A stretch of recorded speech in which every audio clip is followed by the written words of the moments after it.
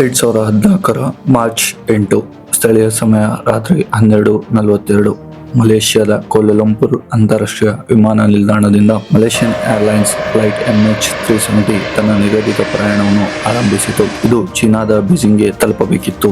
ಇದು ಸಾಮಾನ್ಯ ಅಂತಾರಾಷ್ಟ್ರೀಯ ಪ್ರಯಾಣಿಕರ ವಿಮಾನವಾಗಿತ್ತು. ವಿಮಾನದಲ್ಲಿ ಒಟ್ಟು 239 ಜನರಿದ್ದರು. ಅವರಲ್ಲಿ 227 ಪ್ರಯಾಣಿಕರು, 10 ಕ್ಯಾಬಿನ್ ಸಿಬ್ಬಂದಿಗಳು ಮತ್ತು 2 ಪೈಲಟ್ಗಳು. ವಿಮಾನವನ್ನು ನಡೆಸುತ್ತಿದ್ದವರು 53 ವರ್ಷದ ಕ್ಯಾಪ್ಟನ್ ಜಹರಿ ಅಹ್ಮದ್ ಶಾ. ಅವರು ಮಲೇಷಿಯನ್ ಏರ್ಲೈನ್ಸ್ ನ ಅತ್ಯಂತ ಅನುಭವಿ ಪೈಲಟ್ ಆಗಿದ್ದರು. ಅವರೊಂದಿಗೆ 27 ವರ್ಷದ ಫಸ್ಟ್ ಆಫೀಸರ್ ಫಾರಿಕ್ ಅಬ್ದುಲ್ಲಾ ಹಮೀದ್ ಇದ್ದರು. ಇದು ಅವರ ಅಂತಿಮ ತರಬೇತಿ ಹಾರಾಟವಾಗಿತ್ತು. ಈ ಹಾರಾಟ ಯಶಸ್ವಿಯಾಗಿ ಪೂರ್ಣಗೊಂಡಿದ್ದರೆ ಅವರು ಪೂರ್ಣ ಪ್ರಯಾಣಿತ ಪೈಲಟ್ ಆಗುತ್ತಿದ್ದರು. MH370 ಒಂದು ಬೋಯಿಂಗ್ 777-200ER ವಿಮಾನವಾಗಿತ್ತು. ಆ ಕಾಲದಲ್ಲಿ ಅತ್ಯಂತ ಸುರಕ್ಷಿತ ಮತ್ತು ವಿಶ್ವಾಸಾರ್ಹ ದೀರ್ಘ ದೂರದ ಪ್ರಯಾಣಿಕ ವಿಮಾನಗಳಲ್ಲಿ ಇದು ಒಂದು. ಟೇಕ್ ಆಫ್ ಆದ ನಂತರ ಎಲ್ಲವೂ ಸಹಜವಾಗಿತ್ತು. ವಿಮಾನ ತನ್ನ ನಿಗದಿತ ಮಾರ್ಗದಲ್ಲೇ ಸಾಗುತ್ತಿತ್ತು. ಸುಮಾರು 20 ನಿಮಿಷಗಳ ನಂತರ ರಾತ್ರಿ 1:08ಕ್ಕೆ ವಿಮಾನ ಮಲೇಷ್ಯಾದ ಕರಾವಳಿಯನ್ನು ದಾಟಿ ದಕ್ಷಿಣ ಚೀನಾ ಸಮುದ್ರದ ಮೇಲೆ ಪ್ರವೇಶಿಸಿತು. ಆ ಸಮಯದಲ್ಲಿ ವಿಮಾನ ಸುಮಾರು 35,000 ಅಡಿ ಎತ್ತರದಲ್ಲಿ ಹಾರುತ್ತಿತ್ತು. ಯಾವುದೇ ತಾಂತ್ರಿಕ ಸಮಸ್ಯೆ ಇರಲಿಲ್ಲ. ಯಾವುದೇ ತುರ್ತು ಸಂದೇಶ ಬಂದಿರಲಿಲ್ಲ. ವಿಮಾನದಲ್ಲಿದ್ದ ಯಾರಿಗೂ ಇನ್ನೇನು ಕೆಲವೇ ನಿಮಿಷಗಳಲ್ಲಿ ಅವರು ಇತಿಹಾಸದ ಅತಿದೊಡ್ಡ ವಿಮಾನಯಾನ ರಹಸ್ಯದ ಭಾಗವಾಗಲಿದ್ದಾರೆ ಎಂಬ ಕಲ್ಪನೆಯೂ ಇರಲಿಲ್ಲ. MH370 ವಿಯೆಟ್ನಾಂ ವಾಯು ಪ್ರದೇಶ ಪ್ರವೇಶಿಸುವ ಹಂತದಲ್ಲಿತ್ತು. ಸಾಮಾನ್ಯ ನಿಯಮದಂತೆ ಮಲೇಷ್ಯಾದ ಏರ್ ಟ್ರಾಫಿಕ್ ಕಂಟ್ರೋಲ್ ವಿಮಾನವನ್ನು ವಿಯೆಟ್ನಾಂ ಹೂ ಚಿ ಏರ್ ಟ್ರಾಫಿಕ್ ಕಂಟ್ರೋಲ್ಗೆ ಹಸ್ತಾಂತರಿಸಬೇಕಿತ್ತು. ರೇಡಿಯೋ ಮೂಲಕ ಸಂದೇಶ ಕಳಿಸಿತು. ಮಲೇಷ್ಯಾ 370 ಕಾಂಟ್ಯಾಕ್ಟ್ ಹೂ ಚಿ ಮಿಹಿನಾ ನಂಬರ್ 120 ಗುಡ್ ನೈಟ್. ಕೆಲವೇ ಕ್ಷಣಗಳಲ್ಲಿ ಕ್ಯಾಪ್ಟನ್ ಜಹರಿ ಅಹ್ಮದ್ ಶಾ ಉತ್ತರಿಸಿದರು. Good night Malaysia 370. ಇವೇ MH370 ನಿಂದ ದಾಖಲಾಗಿರುವ ಕೊನೆಯ ಮಾತುಗಳು. ಆ ಬಳಿಕ ವಿಮಾನದಿಂದ ಯಾವುದೇ ಧ್ವನಿ ಕೇಳಿಸಲಿಲ್ಲ. ಯಾವುದೇ ತುರ್ತು ಸಂದೇಶ ಬಂದಿಲ್ಲ. ಯಾವುದೇ ಸಹಾಯ ಕೋರಲಿಲ್ಲ. ಕೆಲವೇ ಕ್ಷಣಗಳಲ್ಲಿ ಮತ್ತೊಂದು ಅಸಾಮಾನ್ಯ ಘಟನೆ ನಡೆಯಿತು. ರಾತ್ರಿ 1:21ಕ್ಕೆ ವಿಮಾನದ ಟ್ರಾನ್ಸ್ಪಾಂಡರ್ ಕಾರ್ಯನಿರ್ವಹಿಸುವುದನ್ನು ನಿಲ್ಲಿಸಿತು. ಈ ಟ್ರಾನ್ಸ್ಪಾಂಡರ್ ಏರ್ ಟ್ರಾಫಿಕ್ ಕಂಟ್ರೋಲ್ಗೆ ವಿಮಾನದ ಗುರುತು, ಎತ್ತರ ಮತ್ತು ಸ್ಥಾನವನ್ನು ತಿಳಿಸುವ ಪ್ರಮುಖ ವ್ಯವಸ್ಥೆಯಾಗಿದೆ. ಇದು ನಿಂತ ತಕ್ಷಣ MH370 ನಾಗರಿಕ ರೇಡಾರ್ ನಿಂದ ಕಣ್ಮರೆಯಾಯಿತು. ಆದರೆ ಆರಂಭದಲ್ಲಿ ಯಾರಿಗೂ ಅನುಮಾನ ಬಂದಿರಲಿಲ್ಲ. ಕೋಲಾಲಂಪುರ್ ನಿಯಂತ್ರಣ ಕೇಂದ್ರದ ಅಧಿಕಾರಿಗಳು ವಿಮಾನ ಈಗಾಗಲೇ ವಿಯೆಟ್ನಾಂ ನಿಯಂತ್ರಣಕ್ಕೆ ಹೋಗಿರಬಹುದು ಎಂದು ಭಾವಿಸಿದರು. ಆದರೆ ವಿಯೆಟ್ನಾಂನಲ್ಲಿ ಪರಿಸ್ಥಿತಿ ವಿಭಿನ್ನವಾಗಿತ್ತು. ಅವರ ರೇಡಾರ್ ನಲ್ಲಿ MH370 ಕ್ಷಣಕಾಲ ಕಾಣಿಸಿಕೊಂಡಿತು. ನಂತರ ಅದು ಏಕಾಏಕಿ ಕಣ್ಮರೆಯಾಯಿತು. ನಿಯಂತ್ರಕರು ಹಲವು ಬಾರಿ ಸಂಪರ್ಕಿಸಲು ಪ್ರಯತ್ನಿಸಿದರು.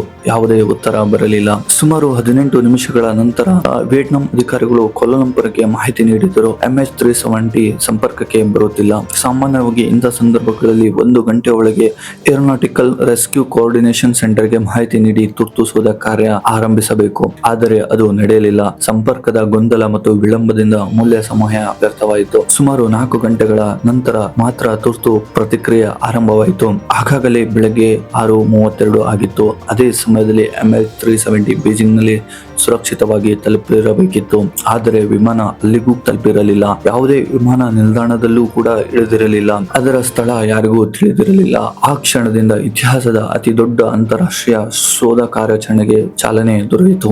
MH370 ಕಣ್ಮರೆಯಾದ ತಕ್ಷಣ ಮೊದಲ ಶೋಧ ಕಾರ್ಯಾಚರಣೆ ದಕ್ಷಿಣ ಚೀನಾ ಸಮುದ್ರದಲ್ಲಿ ಆರಂಭವಾಯಿತು. ಏಕೆಂದರೆ ವಿಮಾನ ತನ್ನ ನಿಗದಿತ ಮಾರ್ಗದಲ್ಲೇ ಹಾರುತ್ತಿತ್ತು ಎಂದು ಎಲ್ಲರೂ ಭಾವಿಸಿದ್ದರು. 7 ದೇಶಗಳು ಈ ಕಾರ್ಯಾಚರಣೆಯಲ್ಲಿ ಭಾಗವಹಿಸಿದವು. 34 ಹಡಗುಗಳು ಮತ್ತು 28 ವಿಮಾನಗಳು ಸಮುದ್ರವನ್ನು ಜಾಲಾಡಿದವು. ಆದರೆ ಒಂದು ಅವಶೇಷವೂ ಸಿಗಲಿಲ್ಲ. ಒಂದು ತೈಲದ ಕಲೆ ಕೂಡ ಆಗಲಿಲ್ಲ. ವಿಮಾನವೇ ಅಲ್ಲಿ ಇರಲಿಲ್ಲ ಎಂಬ ಅನುಮಾನ ಶುರುವಾಯಿತು. 4 ದಿನಗಳ ನಂತರ ಮಾರ್ಚ್ 12, 2024 ತನಿಖೆಯ ದಿಕ್ಕನ್ನೇ ಬದಲಿಸಿದ ಮಾಹಿತಿ ಹೊರಬಂದಿತು. ನಾಗರಿಕ ರೇಡಾರ್ ನಿಂದ ವಿಮಾನ ಕಣ್ಮರೆಯಾದರೂ ಮಲೇಷ್ಯಾ ಮಿಲಿಟರಿ ರೇಡಾರ್ ಅದನ್ನು ಇನ್ನೂ ಟ್ರ್ಯಾಕ್ ಮಾಡುತ್ತಿತ್ತು. ಈ ಮಾಹಿತಿಯು ಎಲ್ಲರನ್ನೂ ಬೆಚ್ಚಿ ಬೀಳಿಸಿತು. ಮಿಲಿಟರಿ ರೇಡಾರ್ ದಾಖಲೆ ಪ್ರಕಾರ MH370 ನೇರವಾಗಿ ಬೀಜಿಂಗ್ ಕಡೆಗೆ ಹೋಗಿರಲಿಲ್ಲ. ಬದಲಾಗಿ ಅದು ಏಕಾಏಕಿ ತಿರುವು ಪಡೆದು ಪಶ್ಚಿಮದತ್ತ ಹಾರಿತು. ವಿಮಾನ ಮಲೇಷ್ಯಾ ಪರ್ಯಾಯ ದ್ವೀಪವನ್ನು ದಾಟಿ ಮಲಕ್ಕಾ ಜಲಸಂಧಿ ಕಡೆಗೆ ಸಾಗಿತ್ತು. ಕೊನೆಯ ಬಾರಿ ಅದು ಸುಮಾರು ರಾತ್ರಿ 2:22ಕ್ಕೆ ಮಿಲಿಟರಿ ರೇಡಾರ್ ನಲ್ಲಿ ಕಾಣಿಸಿಕೊಂಡಿತು. ಆ ವೇಳೆಗೆ ಅದು ದಕ್ಷಿಣ ಚೀನಾ ಸಮುದ್ರದಲ್ಲಿರಲಿಲ್ಲ. ಬದಲಾಗಿ ಅಂಡಮಾನ್ ಸಮುದ್ರದ ದಿಕ್ಕಿನಲ್ಲಿ ಸಾಗುತ್ತಿತ್ತು. ಅಂದರೆ ವಿಮಾನ ತನ್ನ ಮೂಲ ಮಾರ್ಗವನ್ನು ಸಂಪೂರ್ಣವಾಗಿ ಬದಲಿಸಿತ್ತು. ಈ ಸುದ್ದಿ ಹೊರಬಂದ ತಕ್ಷಣ ಜಗತ್ತಿನಾದ್ಯಂತ ಒಂದು ಪ್ರಶ್ನೆ ಮೂಡಿತು. MH370 ಏಕೆ ಹಿಂದಿರುಗಿತು? ಇದು ಪೈಲಟ್ ನಿರ್ಧಾರವಾಗಿ ಅಪಘಾತವಾಗಿತ್ತೆ, ತಾಂತ್ರಿಕ ದೋಷವಾಗಿತ್ತೆ ಅಥವಾ ಯಾರಾದರೂ ವಿಮಾನವನ್ನು ತಮ್ಮ ನಿಯಂತ್ರಣಕ್ಕೆ ತೆಗೆದುಕೊಂಡಿದ್ದರೆ? ಈ ಪ್ರಶ್ನೆಗಳಿಗೆ ಇನ್ನೂ ಉತ್ತರ ಸಿಕ್ಕಿರಲಿಲ್ಲ. ಆದರೆ ಕೆಲವು ದಿನಗಳಲ್ಲಿ ಇನ್ನೊಂದು ಹೊಸ ಸಾಕ್ಷ್ಯ ಸಿಕ್ಕಿತು. ಅದು ಈ ತನಿಖೆಯ ಅತ್ಯಂತ ಪ್ರಮುಖ ಸಾಕ್ಷ್ಯವಾಗಿ ಪರಿಣಮಿಸಿತು. Satellite handshake data. Military radar ಮಾಹಿತಿಯ ತನಿಖೆಯ ದಿಕ್ಕನ್ನು ಬದಲಿಸಿತು. ಆದರೆ ವಿಮಾನ ಕೊನೆಯದಾಗಿ ಎಲ್ಲಿಗೆ ಹಾರಿತು ಎಂಬ ಪ್ರಶ್ನೆಗೆ ಇನ್ನೂ ಉತ್ತರ ಸಿಗಲಿಲ್ಲ. ಕೆಲವು ದಿನಗಳ ನಂತರ ಮತ್ತೊಂದು ಮಹತ್ವದ ಸಾಕ್ಷ್ಯ ಸಿಕ್ಕಿತು. ಅದು ಇನ್ಮಾರ್ಸತ್ ಸ್ಯಾಟಲೈಟ್ ನಲ್ಲಿ ದಾಖಲೆಯಾದ MH370 ನಲ್ಲಿದ್ದ ಸ್ಯಾಟಲೈಟ್ ಡೇಟಾ ಯೂನಿಟ್ SDU.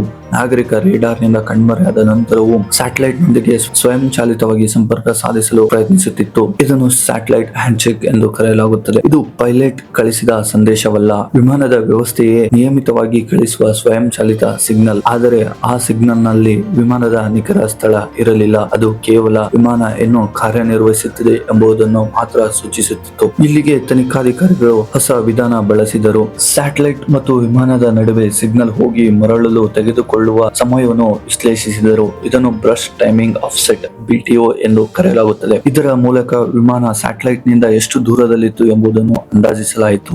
ನಂತರ ಸಿಗ್ನಲ್ ನ ಆವರ್ತನದಲ್ಲಿ ಉಂಟಾದ ಬದಲಾವಣೆಯನ್ನು ವಿಶ್ಲೇಷಿಸಿದರು. ಇದನ್ನು ಬ್ರಷ್ ಫ್ರೀಕ್ವೆನ್ಸಿ ಆಫ್ಸೆಟ್ BFO ಎಂದು ಕರೆಯಲಾಗುತ್ತದೆ. ಇದರ ಸಹಾಯದಿಂದ ವಿಮಾನ ಉತ್ತರದತ್ತ ಸಾಗುತ್ತಿದೆ ಅಥವಾ ದಕ್ಷಿಣದತ್ತ ಸಾಗುತ್ತಿದೆ ಎಂಬುದನ್ನು ಅಂದಾಜಿಸಲು ಸಾಧ್ಯವಾಯಿತು. ಈ ಎರಡು ಮಾಹಿತಿಗಳನ್ನು ಸೇರಿಸಿ ನೋಡಿದಾಗ ಫ್ಲೈಟ್ ಹಾದು ಹೋಗಿರಬಹುದಾದ 7 ಸಂಭವನೀಯ ಸ್ಥಳಗಳು ಕಂಡು ಬಂದವು. ಇವುಗಳನ್ನು 7 ಸ್ಯಾಟಲೈಟ್ ಹ್ಯಾಂಡ್ಶೇಕ್ಗಳು ಎಂದು ಕರೆಯಲಾಯಿತು. ಪ್ರತಿ ಹ್ಯಾಂಡ್ಶೇಕ್ ಒಂದು ದೊಡ್ಡ ವೃತ್ತಾಕಾರದ ಆರ್ಕ್ ಅನ್ನು ಸೂಚಿಸುತ್ತದೆ. ಕೊನೆಯ ಹ್ಯಾಂಡ್ಶೇಕ್ ವಿಮಾನದ ಅಂತಿಮ ಸಾಧ್ಯ ಸ್ಥಳವನ್ನು ಸೂಚಿಸಿತು. ಇದನ್ನೇ ನಂತರ 7th ಆರ್ಕ್ ಎಂದು ಹೆಸರಿಸಲಾಯಿತು. ಆ ಆರ್ಕ್ ಮಧ್ಯ ಏಷ್ಯಾದಿಂದ ಆರಂಭವಾಗಿ ಹಿಂದೂ ಮಹಾಸಾಗರದ ದಕ್ಷಿಣ ಭಾಗದವರೆಗೆ ವಿಸ್ತರಿಸಿತ್ತು. ಮೊದಲಿಗೆ ವಿಮಾನ ಉತ್ತರದತ್ತ ಹಾರಿರಬಹುದು ಅಥವಾ ದಕ್ಷಿಣದತ್ತ ಹಾರಿರಬಹುದು ಎಂಬ 2 ಸಾಧ್ಯತೆಗಳಿದ್ದವು. ಆದರೆ BFO ವಿಶ್ಲೇಷಣೆ ವಿಮಾನ ಕಾರ್ಯಕ್ಷಮತೆ, ಉಳಿದಿದ್ದ ಇಂಧನ ಮತ್ತು ಇತರೆ ತಾಂತ್ರಿಕ ಮಾಹಿತಿಗಳನ್ನು ಪರಿಶೀಲಿಸಿದ ನಂತರ ಉತ್ತರದ ಮಾರ್ಗವನ್ನು ತಳ್ಳಿ ಹಾಕಲಾಯಿತು. ವಿಮಾನ ದಕ್ಷಿಣ ಹಿಂದೂ ಮಹಾಸಾಗರದತ್ತ ಹಾರಿರುವ ಸಾಧ್ಯತೆ ಹೆಚ್ಚು ಎಂದು ತನಿಖಾಧಿಕಾರಿಗಳು ತೀರ್ಮಾನಿಸಿದರು. ಇಂಧನದ ಪ್ರಮಾಣವನ್ನು ಆಧರಿಸಿ ಲೆಕ್ಕ ಹಾಕಿದಾಗ MH370 ಸುಮಾರು 7 ಗಂಟೆಗಳ ಕಾಲ ಹಾರಿರಬಹುದು ಎಂದು ಊಹಿಸಲಾಯಿತು. ಅದರ ಆಧಾರದ ಮೇಲೆ ಆಸ್ಟ್ರೇಲಿಯಾದ ಪಶ್ಚಿಮಕ್ಕೆ ಸುಮಾರು 2000 ಕಿಲೋಮೀಟರ್ ದೂರದಲ್ಲಿರುವ 7ನೇ ಆರ್ಕ್ ಅನ್ನು ಪ್ರಮುಖ ಶೋಧ ಪ್ರದೇಶವಾಗಿ ಘೋಷಿಸಲಾಯಿತು. ಅಲ್ಲಿಂದ ಆರಂಭವಾಯಿತು ಮಾನವ ಇತಿಹಾಸದ ಅತ್ಯಂತ ದೊಡ್ಡ ಮತ್ತು ಅತ್ಯಂತ ದುಬಾರಿ ಸಮುದ್ರ ಶೋಧ ಕಾರ್ಯಾಚರಣೆ. 7ನೇ ಆರ್ಕ್ ಗುರುತಿಸಿದ ನಂತರ ತನಿಖೆಯ ಸಂಪೂರ್ಣ ಗಮನ ಹಿಂದೂ ಮಹಾಸಾಗರದತ್ತ ತಿರುಗಿತು. ಇದು ಸಾಮಾನ್ಯ ಸಮುದ್ರ ಪ್ರದೇಶವಾಗಿರಲಿಲ್ಲ. ಸಾವಿರಾರು ಮೀಟರ್ ಆಳ, ತೀವ್ರ ಸಮುದ್ರದ ಪ್ರವಾಹ, ಅತಿಯಾದ ಒತ್ತಡ ಮತ್ತು ಅತ್ಯಂತ ದುರ್ಗಮ ಸಾಗರ ಸ್ಥಳ. ಇಂತಹ ಪ್ರದೇಶಗಳಲ್ಲಿ ವಿಮಾನದ ಅವಶೇಷಗಳು ಹುಡುಕುವುದು ಅತ್ಯಂತ ಕಷ್ಟಕರವಾಗಿತ್ತು. 2014 ಏಪ್ರಿಲ್ ಇಂದ ಸಮುದ್ರದ ಮೇಲ್ಮೈಯಲ್ಲಿ ನಡೆಯುತ್ತಿದ್ದ ಶೋಧ ಕಾರ್ಯಾಚರಣೆಯನ್ನು ಸ್ಥಗಿತಗೊಳಿಸಲಾಯಿತು. ಏಕೆಂದರೆ ವಿಮಾನ ಸಮುದ್ರಕ್ಕೆ ಪತನಗೊಂಡಿದ್ದರೆ ಅದರ ಮುಖ್ಯ ಅವಶೇಷಗಳು ಈಗಾಗಲೇ ಸಮುದ್ರದ ತಳಕ್ಕೆ ಮುಳುಗಿರಬೇಕಾಗಿತ್ತು. ಹೀಗಾಗಿ ಆಳ ಸಮುದ್ರದ ಶೋಧ ಕಾರ್ಯಾಚರಣೆ ಆರಂಭವಾಯಿತು. ಇದು ಆ ಕಾಲದವರೆಗಿನ ವಿಶ್ವದ ಅತಿ ದೊಡ್ಡ ಮತ್ತು ಅತ್ಯಂತ ದುಬಾರಿ ವಿಮಾನ ಶೋಧ ಕಾರ್ಯಾಚರಣೆಯಾಗಿತ್ತು. ಅತ್ಯಾಧುನಿಕ ಸೋನಾರ್ ವ್ಯವಸ್ಥೆಗಳು, ಸ್ವಯಂ ಚಾಲಿತ ನೀರೊಳಗಿನ ವಾಹನಗಳು ಮತ್ತು ವಿಶೇಷ ಸಂಶೋಧನಾ ಹಡಗುಗಳನ್ನು ಬಳಸಲಾಯಿತು. ತಿಂಗಳುಗಳ ಕಾಲ, ನಂತರ ವರ್ಷಗಳ ಕಾಲ ಸಾವಿರಾರು ಚದರ ಕಿಲೋಮೀಟರ್ ಸಮುದ್ರದ ತಳವನ್ನು ಸ್ಕ್ಯಾನ್ ಮಾಡಲಾಯಿತು. ಆದರೆ MH370 ಮುಖ್ಯ ಅವಶೇಷ ಪತ್ತೆಯಾಗಲಿಲ್ಲ. 2017ರಲ್ಲಿ ಸುಮಾರು $160 ಮಿಲಿಯನ್ ಅಮೆರಿಕನ್ ವೆಚ್ಚದ ನಂತರ ಅಧಿಕೃತ ಶೋಧ ಕಾರ್ಯಾಚರಣೆಯನ್ನು ಸ್ಥಗಿತಗೊಳಿಸಲಾಯಿತು. ಇದು ತನಿಖೆಗೆ ದೊಡ್ಡ ಹಿನ್ನಡೆಯಾಗಿತ್ತು. ಆದರೆ ಕೆಲವು ತಿಂಗಳುಗಳ ಹಿಂದೆಯೇ ಒಂದು ಮಹತ್ವದ ಸಾಕ್ಷ್ಯ ಸಿಕ್ಕಿತ್ತು. 2015ರ ಜುಲೈನಲ್ಲಿ ಆಫ್ರಿಕಾದ ಪೂರ್ವದಲ್ಲಿರುವ ರಿಯೂನಿಯನ್ ದ್ವೀಪದ ಕರಾವಳಿಗೆ ಒಂದು ದೊಡ್ಡ ವಿಮಾನದ ಅವಶೇಷ ತೇಲಿ ಬಂದಿತ್ತು. ತನಿಖೆಯ ನಂತರ ಅದು MH370 ಪ್ಲಾಪೆರಾನ್ ಎಂದು ಅಧಿಕೃತ ದೃಢಪಡಿಸಲಾಯಿತು. ಇದು MH370 ನಿಂದ ಅಧಿಕೃತವಾಗಿ ಗುರುತಿಸಲ್ಪಟ್ಟ ಮೊದಲ ಅವಶೇಷವಾಗಿತ್ತು. ಮುಂದಿನ ವರ್ಷದಲ್ಲಿ ಆಫ್ರಿಕಾದ ಕೆಲವು ಭಾಗಗಳಲ್ಲಿ ಇನ್ನೂ 30ಕ್ಕೂ ಹೆಚ್ಚು ಅವಶೇಷಗಳು ಪತ್ತೆಯಾದವು. ಅವುಗಳಲ್ಲಿ ಕೆಲವು MH370 ನದ್ದೇ ಎಂದು ಅಧಿಕೃತವಾಗಿ ದೃಢೀಕರಿಸಲಾಯಿತು. ಉಳಿದ ಕೆಲವು ಅವಶೇಷಗಳು ಕೂಡ ಇದೇ ವಿಮಾನಕ್ಕೆ ಸೇರಿರುವ ಸಾಧ್ಯತೆ ಅತ್ಯಂತ ಹೆಚ್ಚು ಎಂದು ಅಭಿಪ್ರಾಯಪಡಲಾಯಿತು. ಈ ಪತ್ತೆಗಳು ಒಂದು ವಿಷಯವನ್ನು ಬಲಪಡಿಸಿದವು. MH370 ಹಿಂದೂ ಮಹಾಸಾಗರದಲ್ಲೇ ಪತನಗೊಂಡಿರಬಹುದು ಎಂಬ ಸಾಧ್ಯತೆ ಮತ್ತಷ್ಟು ಹೆಚ್ಚಾಯಿತು. ಆದರೆ ವಿಮಾನದ ಮುಖ್ಯ ಅವಶೇಷ, ಫ್ಲೈಟ್ ಡೇಟಾ ರೆಕಾರ್ಡರ್ ಮತ್ತು ಕಾಕ್ಪಿಟ್ ವಾಯ್ಸ್ ರೆಕಾರ್ಡರ್ ಇಂದಿಗೂ ಪತ್ತೆಯಾಗಿಲ್ಲ. ಅಷ್ಟರಲ್ಲಿ ಒಂದು ಖಾಸಗಿ ಕಂಪನಿ ಮತ್ತೊಮ್ಮೆ ಈ ರಹಸ್ಯವನ್ನು ಭೇದಿಸುವ ಸವಾಲನ್ನು ಸ್ವೀಕರಿಸಿತು. ಅದರ ಹೆಸರು ಓಷನ್ ಇನ್ಫಿನಿಟಿ. 2018ರಲ್ಲಿ ಅಮೆರಿಕ ಮೂಲದ ಅನ್ವೇಷಣಾ ಸಂಸ್ಥೆ ಓಷನ್ ಇನ್ಫಿನಿಟಿ ಮಲೇಷ್ಯಾ ಸರ್ಕಾರದೊಂದಿಗೆ ಹೊಸ ಒಪ್ಪಂದ ಮಾಡಿಕೊಂಡಿತು. ಈ ಒಪ್ಪಂದದ ವಿಶೇಷತೆ ಒಂದೇ, ನೋ ಫೈಂಡ್ ನೋ ಫೀ. ಅಂದರೆ ವಿಮಾನ ಮುಖ್ಯ ಅವಶೇಷ ಪತ್ತೆಯಾದರೆ ಮಾತ್ರ ಹಣ, ಸಿಗದಿದ್ದರೆ ಯಾವುದೇ ಶುಲ್ಕವಿಲ್ಲ. ಓಷನ್ ಇನ್ಫಿನಿಟಿ ಬಳಿ ಆ ಕಾಲದ ಅತ್ಯಾಧುನಿಕ ಆಟೋನಮಸ್ ಅಂಡರ್ ವಾಟರ್ ವೆಹಿಕಲ್ ಇದ್ದವು. ಈ ಸ್ವಯಂ ಚಾಲಿತ ನೀರೊಳಗಿನ ವಾಹನಗಳು ಸಾವಿರಾರು ಮೀಟರ್ ಆಳಕ್ಕೆ ಇಳಿದು ಸಮುದ್ರದ ತಳವನ್ನು ಅತ್ಯಂತ ನಿಖರವಾಗಿ ಸ್ಕ್ಯಾನ್ ಮಾಡಬಲ್ಲವು. ಈ ಕಾರ್ಯಾಚರಣೆಯಲ್ಲಿ 7ನೇ ಆರ್ಕ್ನಲ್ಲಿ ಹಲವಾರು ಪ್ರದೇಶಗಳನ್ನು ಮತ್ತೆ ಪರಿಶೀಲಿಸಲಾಯಿತು. ಸಮುದ್ರದ ತಳದ ಹೊಸ ನಕ್ಷೆಗಳನ್ನು ಸಿದ್ಧಪಡಿಸಲಾಯಿತು. ಆ ವೇಳೆ ಒಂದು ಮಹತ್ವದ ಮಾಹಿತಿ ಬೆಳಕಿಗೆ ಬಂತು. ಆ ಪ್ರದೇಶ ಸಂಪೂರ್ಣ ಸಮತಟ್ಟಾಗಿರಲಿಲ್ಲ. ಅಲ್ಲಿ ಬೃಹತ್ ನೀರೊಳಗಿನ ಪರ್ವತಗಳು, ಆಳವಾದ ಕಂದಕಗಳು, ತೀಕ್ಷ್ಣ ಬಂಡೆಗಳು ಮತ್ತು ಜ್ವಾಲಾಮುಖಿ ರಚನೆಗಳು ಇದ್ದವು. ಇಂತಹ ಭೌಗೋಳಿಕ ರಚನೆಗಳಲ್ಲಿ ವಿಮಾನದ ಅವಶೇಷಗಳು ಸಿಲುಕಿರುವ ಸಾಧ್ಯತೆಯೂ ಇತ್ತು. ತಿಂಗಳುಗಳ ಕಾಲ ಹುಡುಕಾಟ ಮುಂದುವರಿಯಿತು, ಆದರೆ ಮತ್ತೊಮ್ಮೆ ಯಾವುದೇ ಮಾಹಿತಿ ಸಾಕ್ಷ್ಯ ಸಿಗಲಿಲ್ಲ. ಓಷನ್ ಇನ್ಫಿನಿಟಿ ಕಾರ್ಯಾಚರಣೆಯು ಅಂತಿಮವಾಗಿ ಮುಕ್ತಾಯವಾಯಿತು. ಆದರೂ ಈ ರಹಸ್ಯ ಇಲ್ಲಿಗೆ ನಿಂತಿಲ್ಲ. 2025ರಲ್ಲಿ ಮಲೇಷ್ಯಾ ಸರ್ಕಾರ ಮತ್ತೊಮ್ಮೆ ಓಷನ್ ಇನ್ಫಿನಿಟಿ ಜೊತೆ ಹೊಸ ನೋ ಫೈಂಡ್ ನೋ ಫೀ ಒಪ್ಪಂದ ಮಾಡಿಕೊಂಡಿತು. ಈ ಬಾರಿ ಹಿಂದಿನ ಶೋಧನೆಯಿಂದ ಸಂಗ್ರಹಿಸಿದ ಮಾಹಿತಿ ಮತ್ತು ಹೊಸ ಸಾಗರ ನಕ್ಷೆಗಳು, ಸುಧಾರಿತ ಸ್ಯಾಟಲೈಟ್ ವಿಶ್ಲೇಷಣೆ ಮತ್ತು ಅತ್ಯಾಧುನಿಕ AUV ತಂತ್ರಜ್ಞಾನವನ್ನು ಬಳಸಿಕೊಂಡು 7ನೇ ಆರ್ಕ್ನ ಆಯ್ದ ಪ್ರದೇಶಗಳನ್ನು ಮತ್ತೆ ಶೋಧ ಆರಂಭಿಸಲಾಯಿತು. ಈ ಹೊಸ ಕಾರ್ಯಾಚರಣೆಯ ಉದ್ದೇಶ ಒಂದೇ, MH370ನ ಮುಖ್ಯ ಅವಶೇಷವನ್ನು ಪತ್ತೆ ಹಚ್ಚುವುದು. ಆದರೆ 2026ರ ವೇಳೆಯೂ ವಿಮಾನದ ಮುಖ್ಯ ಅವಶೇಷ ಇನ್ನೂ ಪತ್ತೆಯಾಗಿಲ್ಲ. ಈ ಮಧ್ಯೆ ಮಲೇಷ್ಯಾ ಪೊಲೀಸರು ಮತ್ತೊಂದು ದಿಕ್ಕಿನಲ್ಲಿ ತನಿಖೆ ಆರಂಭಿಸಿದರು. ವಿಮಾನದಲ್ಲಿದ್ದ ಪ್ರತಿಯೊಬ್ಬ ಪ್ರಯಾಣಿಕರು, 2 ಪೈಲಟ್ಗಳು ಮತ್ತು ಎಲ್ಲ ಕ್ಯಾಬಿನ್ ಸಿಬ್ಬಂದಿಯ ಹಿನ್ನೆಲೆಯನ್ನು ಪರಿಶೀಲಿಸಲಾಯಿತು. ಒಂದು ಪ್ರಶ್ನೆಗೆ ಉತ್ತರ ಹುಡುಕಲು MH370 ಒಂದು ಆಘಾತವಾಗಿತ್ತೇ ಅಥವಾ ಯಾರಾದರೂ ಉದ್ದೇಶಪೂರ್ವಕವಾಗಿ ಈ ವಿಮಾನದ ದಾರಿ ತಪ್ಪಿಸಿದರೆ? ಈ ತನಿಖೆಯ ನಂತರ 3 ಪ್ರಮುಖ ಸಿದ್ಧಾಂತಗಳು ಹೊರಬಂದವು. ಕ್ಯಾಪ್ಟನ್ ಜಹರಿ ಅಹ್ಮದ್ ಶಾ. ಮಲೇಷ್ಯನ್ ಪೊಲೀಸರ ತನಿಖೆಯ ನಂತರ ಮೊದಲ ಚರ್ಚೆಗೆ ಬಂದ ಸಿದ್ಧಾಂತ, ಪೈಲಟ್ನ ಉದ್ದೇಶಪೂರ್ವಕ ಕ್ರಮ. ಈ ಸಿದ್ಧಾಂತದ ಪ್ರಕಾರ ಕ್ಯಾಪ್ಟನ್ ಜಹರಿ ಅಹ್ಮದ್ ಶಾ ಸ್ವತಃ ವಿಮಾನದ ಟ್ರಾನ್ಸ್ಪಾಂಡರ್ ಅನ್ನು ನಿಷ್ಕ್ರಿಯಗೊಳಿಸಿ ಸಂವಹನವನ್ನು ಸ್ಥಗಿತಗೊಳಿಸಿ ವಿಮಾನವನ್ನು ನಿಗದಿತ ಮಾರ್ಗದಿಂದ ತಿರುಗಿಸಿದ್ದರು ಎನ್ನಲಾಯಿತು. ಈ ಸಿದ್ಧಾಂತಕ್ಕೆ ಕೆಲವು ಕಾರಣಗಳನ್ನು ಉಲ್ಲೇಖಿಸಲಾಯಿತು. ಮೊದಲ ಕಾರಣ, ವಿಮಾನ ವಿಯೆಟ್ನಾಂ ವಾಯು ಪ್ರದೇಶ ತಲುಪಿದ ಕೆಲವೇ ಕ್ಷಣಗಳಲ್ಲಿ ಸುಮಾರು 180 ಡಿಗ್ರಿ ತಿರುವು ಪಡೆದುಕೊಂಡಿತ್ತು. ಇಂತಹ ತಿರುವು ಆಟೋ ಪೈಲಟ್ ನಿಂದ ಸ್ವಯಂಚಿತವಾಗಿ ಸಂಭವಿಸುವ ಸಾಧ್ಯತೆ ಕಡಿಮೆ. ಕಾಕ್ಪಿಟ್ ನಿಂದಲೇ ಈ ಆದೇಶ ನೀಡಿರಬಹುದು ಎಂದು ಕೆಲವು ಅಧಿಕಾರಿಗಳು ಅಭಿಪ್ರಾಯಪಟ್ಟರು. ಎರಡನೆಯ ಕಾರಣ, ವಿಮಾನ ಮಲೇಷ್ಯಾ ಮತ್ತು ಥೈಲ್ಯಾಂಡ್ ವಾಯು ಪ್ರದೇಶಗಳ ಗಡಿಯ ಸಮೀಪ ಹಾರಿತ್ತು. ಕೆಲ ತಜ್ಞರ ಅಭಿಪ್ರಾಯದಲ್ಲಿ ಇದರಿಂದ ಎರಡೂ ದೇಶಗಳ ರೇಡಾರ್ ನಿಗಾವನ್ನು ಸಾಧ್ಯವಾದಷ್ಟು ತಪ್ಪಿಸುವ ಪ್ರಯತ್ನವಿತ್ತು. ಮೂರನೇ ಕಾರಣ, ಕ್ಯಾಪ್ಟನ್ ಜಹರಿ ಅವರ ಮನೆಯಲ್ಲಿ ಒಂದು ಫ್ಲೈಟ್ ಸಿಮ್ಯುಲೇಟರ್ ಇತ್ತು. ಅದರಲ್ಲಿದ್ದ ಕೆಲವು ಹಾರಾಟದ ಮಾರ್ಗಗಳು ನಂತರ MH370 ತೆಗೆದುಕೊಂಡ ಮಾರ್ಗಕ್ಕೆ ಹೋಲಿಕೆ ಹೊಂದಿದ್ದವು. ಈ ಮಾಹಿತಿ ಹೊರಬಂದ ನಂತರ ಅವರ ಮೇಲಿನ ಅನುಮಾನ ಇನ್ನಷ್ಟು ಹೆಚ್ಚಾಯಿತು. ಆದರೆ ಈ ಸಿದ್ಧಾಂತ ಬೆಂಬಲಿಸುವ ಯಾವುದೇ ನಿರ್ಣಾಯಕ ಎವಿಡೆನ್ಸ್ ಸಿಗಲಿಲ್ಲ. ಅಧಿಕೃತ ತನಿಖೆಯಲ್ಲಿ ಕ್ಯಾಪ್ಟನ್ ಜಹರಿ ಅವರ ವೈಯಕ್ತಿಕ ಜೀವನ, ಕುಟುಂಬ, ಆರ್ಥಿಕ ಪರಿಸ್ಥಿತಿ, ಆರೋಗ್ಯ ಮತ್ತು ಮಾನಸಿಕ ಪರಿಸ್ಥಿತಿಯನ್ನು ಪರಿಶೀಲಿಸಲಾಯಿತು. ಅವರಲ್ಲಿ ಆತ್ಮಹತ್ಯೆ ಪ್ರವೃತ್ತಿ ಇತ್ತು ಅಥವಾ ಉದ್ದೇಶಪೂರ್ವಕವಾಗಿ ವಿಮಾನವನ್ನು ಪತನಗೊಳಿಸುವ ಯೋಜನೆ ಇತ್ತು ಎಂಬುದನ್ನು ಸಾಬೀತುಪಡಿಸುವ ಯಾವುದೇ ಸಾಕ್ಷ್ಯ ಸಿಗಲಿಲ್ಲ. ಅವರು ಮಲೇಷ್ಯನ್ ಏರ್ಲೈನ್ಸ್ ನಲ್ಲಿ ಅತ್ಯಂತ ಅನುಭವಿ ಮತ್ತು ಗೌರವಾನ್ವಿತ ಪೈಲಟ್ಗಳಲ್ಲಿ ಒಬ್ಬರಾಗಿದ್ದರು. ಆದ್ದರಿಂದ ಅಧಿಕೃತ ತನಿಖೆ ಈ ಸಿದ್ಧಾಂತವನ್ನು ಸಾಬೀತುಪಡಿಸಲು ಇಲ್ಲ, ಸಂಪೂರ್ಣವಾಗಿ ತಳ್ಳಿಹಾಕಲು ಇಲ್ಲ.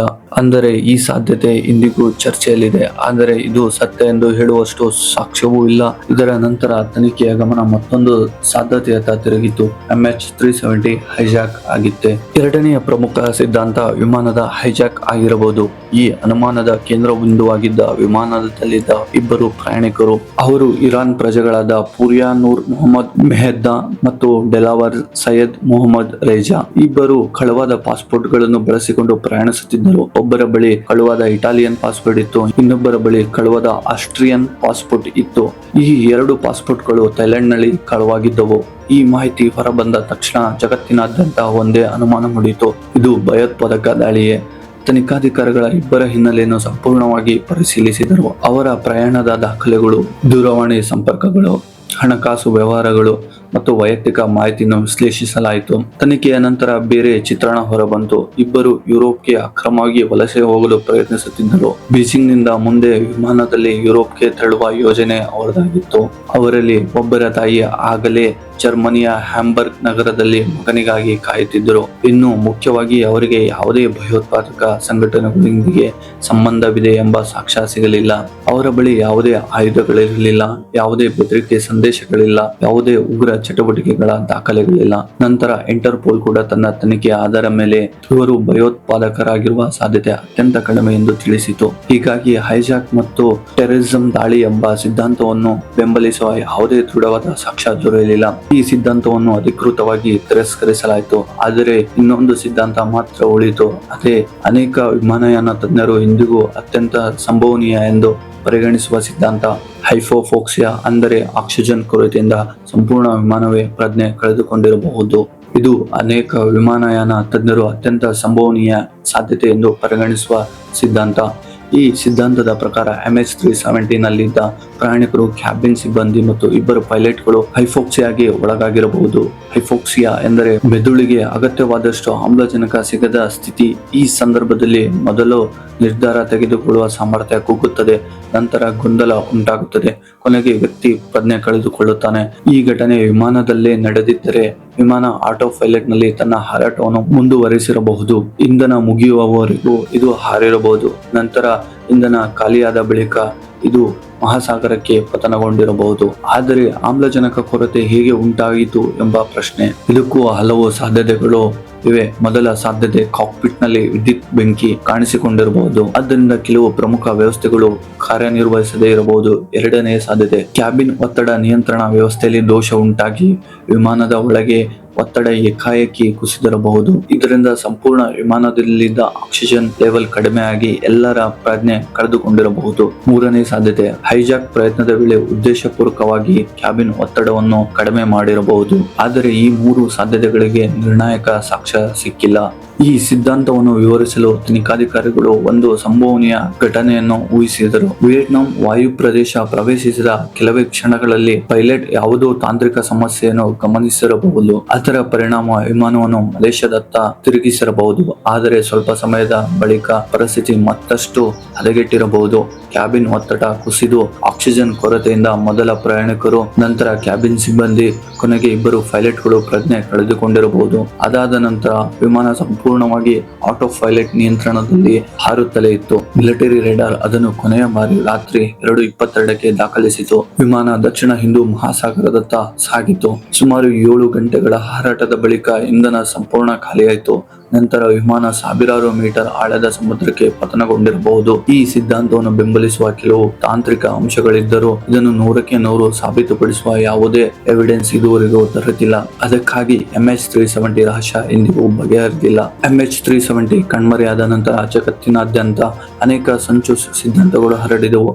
ಕೆಲವರು ಏಲಿಯನ್ಸ್ ಈ ವಿಮಾನವನ್ನು ಅಪಹರಿಸಿದ್ದಾರೆ ಎಂದು ಹೇಳಿದರು. ಇನ್ನು ಕೆಲವರು ಅಮೆರಿಕದ ಸೇನೆ ತಪ್ಪಾಗಿ ವಿಮಾನವನ್ನು ಹೊಡೆದುರುಳಿಸಿ ಸತ್ಯವನ್ನು ಮುಚ್ಚಿಡುತ್ತಿದೆ ಎಂದು ಆರೋಪಿಸಿದರು. ಮತ್ತೊಬ್ಬರು ರಷ್ಯಾಗೆ ವಿಮಾನದ ನಿಜವಾದ ಸ್ಥಳ ಗೊತ್ತಿದೆ ಎಂದು ಹೇಳಿದರು. ಇನ್ನು ಕೆಲವರು ಹಿಂದೂ ಮಹಾಸಾಗರದಲ್ಲಿ ಹೊಸ ಬರ್ಮುಡಾ ಟ್ರಯಾಂಗಲ್ ಇದೆ ಎಂಬ ವಾದವೂ ಮುಂದಿಟ್ಟರು. ಆದರೆ ಈ ಯಾವುದೇ ಸಿದ್ಧಾಂತವನ್ನು ಬೆಂಬಲಿಸುವ ಎವಿಡೆನ್ಸ್ ಸಿಗಲಿಲ್ಲ. ಹೀಗಾಗಿ ಅಧಿಕೃತ ತನಿಖೆಯಲ್ಲಿ ಇವುಗಳಿಗೆ ಯಾವುದೇ ಮಹತ್ವ ನೀಡಲಾಗಲಿಲ್ಲ. ಇದರ ನಡುವೆಯೇ ಕೆಲವು ಹೊಸ ಅಧ್ಯಯನಗಳು ಪ್ರಕಟವಾದವು. ಏರೋಸ್ಪೇಸ್ ಇಂಜಿನಿಯರ್ ರಿಚರ್ಡ್ ಗಾಡ್ಫ್ರೇ ಹೊಸ ವಿಶ್ಲೇಷಣೆಯನ್ನು ಮೂಡಿಸಿದರು. ಅವರು ವೀಕ್ ಸಿಗ್ನಲ್ ಪ್ರೊಪಗೇಷನ್ ರಿಪೋರ್ಟರ್ ಎಂಬ ರೇಡಿಯೋ ಸಿಗ್ನಲ್ ತಂತ್ರಜ್ಞಾನವನ್ನು ಬಳಸಿಕೊಂಡು MH370 ಸಂಭವನೀಯ ಹಾರಾಟವಾದ ಮಾರ್ಗವನ್ನು ಲೆಕ್ಕ ಹಾಕಲು ಪ್ರಯತ್ನಿಸಿದರು. ಅವರ ವಿಶ್ಲೇಷಣೆಯ ಪ್ರಕಾರ MH370 ದಕ್ಷಿಣ ಹಿಂದೂ ಮಹಾಸಾಗರದ 7th ಆರ್ಕ್ ಸಮೀಪ ನಿರ್ದಿಷ್ಟ ಪ್ರದೇಶದಲ್ಲಿ ಇರಬಹುದೆಂದು ಅವರು ಹೇಳಿದರು. ಆದರೆ ಈ ವಿಧಾನವನ್ನು ಎಲ್ಲಾ ವಿಜ್ಞಾನಿಗಳು ಒಪ್ಪಿಕೊಂಡಿಲ್ಲ. ಅನೇಕ ತಜ್ಞರ ಅಭಿಪ್ರಾಯದಲ್ಲಿ ಈ ವಿಧಾನಕ್ಕೆ ಇನ್ನೂ ಸ್ವತಂತ್ರ ವೈಜ್ಞಾನಿಕ ದೃಢೀಕರಣ ದೊರೆತಿಲ್ಲ. ಹೀಗಾಗಿ ಇದನ್ನು ಅಂತಿಮ ಸಾಕ್ಷ್ಯ ಎಂದು ಪರಿಗಣಿಸಲಾಗುವುದಿಲ್ಲ. ಇನ್ನೊಂದು ಅಧ್ಯಯನದ ಪ್ರಕಾರ ಡೇಟಾ ಅನಾಲಿಸಿಸ್ ಸಮುದ್ರದ ಪ್ರವಾಹಗಳನ್ನು ವಿಶ್ಲೇಷಿಸಿ ವಿಮಾನ 7ನೇ ಆರ್ಕ್ ಪ್ರದೇಶದಲ್ಲಿ ಪತನಗೊಂಡಿದ್ದರೆ ಅದರ ಅವಶೇಷಗಳು ಯಾವ ಕರಾವಳಿಗೆ ತಲುಪಬಹುದು ಎಂಬುದನ್ನು ಲೆಕ್ಕ ಹಾಕಲಾಯಿತು. ಈ ಅಧ್ಯಯನದ ಪ್ರಕಾರ ಅವಶೇಷಗಳು ಆಫ್ರಿಕಾದ ಪೂರ್ವ ಕರಾವಳಿ ಮತ್ತು ಹಿಂದೂ ಮಹಾಸಾಗರದ ದ್ವೀಪಗಳಿಗೆ ತಲುಪಬೇಕಾಗಿತ್ತು. ನಂತರ ನಡೆದ ತನಿಖೆಯಲ್ಲಿ ರಿಯೂನಿಯನ್ ದ್ವೀಪ, ಮಡ್ಗಾಸ್ಕರ್, ಮೊಜಾಂಬಿಕ್, ಟಾಂಜೇನಿಯಾ, ಮಾರಿಷಸ್ ಮತ್ತು ದಕ್ಷಿಣ ಆಫ್ರಿಕಾದ ಕರಾವಳಿಗಳಲ್ಲಿ 30ಕ್ಕೂ ಹೆಚ್ಚು ವಿಮಾನದ ಅವಶೇಷಗಳು ಪತ್ತೆಯಾದವು. ಅವುಗಳಲ್ಲಿ ಕೆಲವು MH370ಗೆ ಸೇರಿವೆ ಎಂದು ಅಧಿಕೃತವಾಗಿ ದೃಢಪಡಿಸಲಾಯಿತು. ಈ ಪತ್ತೆಗಳು ವಿಮಾನ ದಕ್ಷಿಣ ಹಿಂದೂ ಮಹಾಸಾಗರದಲ್ಲಿ ಪತನಗೊಂಡಿರಬಹುದು ಎಂಬ ಸಾಧ್ಯತೆಯನ್ನು ಮತ್ತಷ್ಟು ಬಲಪಡಿಸಿದವು. 2026ರ ವೇಳೆಗೂ MH370ನ ಮುಖ್ಯ ಅವಶೇಷ, ಫ್ಲೈಟ್ ಡೇಟಾ ರೆಕಾರ್ಡರ್ ಮತ್ತು ಕಾಕ್ಪಿಟ್ ವಾಯ್ಸ್ ರೆಕಾರ್ಡರ್ ಇನ್ನೂ ಪತ್ತೆಯಾಗಿಲ್ಲ. ಇದರ ಪರಿಣಾಮ 239 ಜನರಿಗೆ ನಿಜವಾಗಿ ಏನಾಯಿತು ಎಂಬ ಪ್ರಶ್ನೆ ಇಂದಿಗೂ ಉತ್ತರಿಸದೆ ಉಳಿದಿದೆ. 2014 ಮಾರ್ಚ್ 8ರಂದು MH370 ಕೇವಲ ಒಂದು ಪ್ರಯಾಣಿಕರ ವಿಮಾನವಾಗಿತ್ತು. ಕೆಲವೇ ನಿಮಿಷಗಳಲ್ಲಿ ಅದು ಆಧುನಿಕ ವಿಮಾನಯಾನ ಇತಿಹಾಸದ ಅತಿ ದೊಡ್ಡ ರಹಸ್ಯವಾಗಿ ಮಾರ್ಪಟ್ಟಿತು. ಇಂದಿನವರೆಗೆ ಹಲವು ದೇಶಗಳು ಈ ಪ್ರಕರಣದ ತನಿಖೆಯಲ್ಲಿ ಭಾಗವಹಿಸಿವೆ. ನೂರಾರು ಹಡಗುಗಳು, ಡಜನ್ ಗಂಟಲೆ ವಿಮಾನಗಳು, ಅತ್ಯಾಧುನಿಕ ನೀರೊಳಗಿನ ರೋಬೋಟ್ಗಳು, ಸ್ಯಾಟಲೈಟ್ ಡೇಟಾ, ಮಿಲಿಟರಿ ಡೇಟಾ ದಾಖಲೆಗಳು ಮತ್ತು ಕೋಟ್ಯಾಂತರ ಡಾಲರ್ ವೆಚ್ಚದ ಶೋಧ ಕಾರ್ಯಾಚರಣೆಗಳು ನಡೆದಿವೆ. ಆದರೆ MH370ನ ಮುಖ್ಯ ಅವಶೇಷ ಇನ್ನೂ ಪತ್ತೆಯಾಗಿಲ್ಲ. ಈ ಪ್ರಕರಣ ಕೇವಲ ಒಂದು ವಿಮಾನದ ಕಥೆಯಲ್ಲ, ಇದು 239 ಜೀವಗಳ ಕಥೆ, 239 ಕುಟುಂಬಗಳ ನಿರೀಕ್ಷೆಯ ಕತೆ, ಉತ್ತರ ಸಿಗದ ಸಾವಿರಾರು ಪ್ರಶ್ನೆಗಳ ಕತೆ. ಈ ಘಟನೆ ಜಾಗತಿಕ ವಿಮಾನಯಾನ ಕ್ಷೇತ್ರವನ್ನು ಬದಲಿಸಿತು. ವಿಮಾನಗಳ ಸ್ಥಳವನ್ನು ಹೆಚ್ಚು ನಿಖರವಾಗಿ ಟ್ರ್ಯಾಕ್ ಮಾಡುವ ಹೊಸ ವ್ಯವಸ್ಥೆಗಳು ಜಾರಿಗೆ ಬಂದವು. ಸ್ಯಾಟಲೈಟ್ ಆಧಾರಿತ ಮೇಲ್ವಿಚಾರಣೆಗೆ ಹೆಚ್ಚಿನ ಮಹತ್ವ ನೀಡಲಾಯಿತು. ಆಂತರಿಕ ಶೋಧ ಮತ್ತು ರಕ್ಷಣಾ ಕಾರ್ಯಾಚರಣೆಗಳ ವಿಧಾನಗಳಲ್ಲೂ ಹಲವು ಬದಲಾವಣೆಗಳನ್ನು ತರಲಾಯಿತು. ಆದರೂ ಒಂದು ಪ್ರಶ್ನೆ ಮಾತ್ರ ಇನ್ನೂ ಉಳಿದಿದೆ: MH370 ನಿಜವಾಗಿ ಏನಾಯಿತು? ಅದು ಉದ್ದೇಶಪೂರ್ವಕ ಕೃತ್ಯವೇ ಅಥವಾ ತಾಂತ್ರಿಕ ದೋಷದಿಂದಾಗಿದ್ದೆ, ಅಥವಾ ನಮಗೆ ಇನ್ನೂ ತಿಳಿಯದ ಯಾವುದೇ ಘಟನೆ ನಡೆದಿತ್ತೆ? ಈ ಪ್ರಶ್ನೆಗಳಿಗೆ ಸ್ಪಷ್ಟ ಉತ್ತರ ಸಿಗುವುದು ಒಂದೇ ಸಂದರ್ಭದಲ್ಲಿ: MH370ನ ಮುಖ್ಯ ಅವಶೇಷ ಮತ್ತು ಅದರ ಬ್ಲಾಕ್ ಬಾಕ್ಸ್ ಪತ್ತೆಯಾದಾಗ ಮಾತ್ರ. ಆ ದಿನ ಬಂದರೆ 2014 ಮಾರ್ಚ್ 8ರ ರಾತ್ರಿ ನಿಜವಾಗಿ ಏನಾಯಿತು ಎಂಬುದು ಜಗತ್ತಿಗೆ ತಿಳಿಯಬಹುದು. ಅಲ್ಲಿಯವರೆಗೆ MH370 ಆಧುನಿಕ ವಿಮಾನಯಾನ ಇತಿಹಾಸದ ಅತಿ ದೊಡ್ಡ ನಿಗೂಢ ರಹಸ್ಯವಾಗಿ ಉಳಿಯಲಿದೆ. ಬಹುಶಃ ಅದರ ಉತ್ತರ ಇಂದಿಗೂ ಹಿಂದೂ ಮಹಾಸಾಗರದ ಸಾವಿರಾರು ಮೀಟರ್ ಆಳದಲ್ಲಿ ಮೌನವಾಗಿ ಮಲಗಿದೆ. ಧನ್ಯವಾದಗಳು.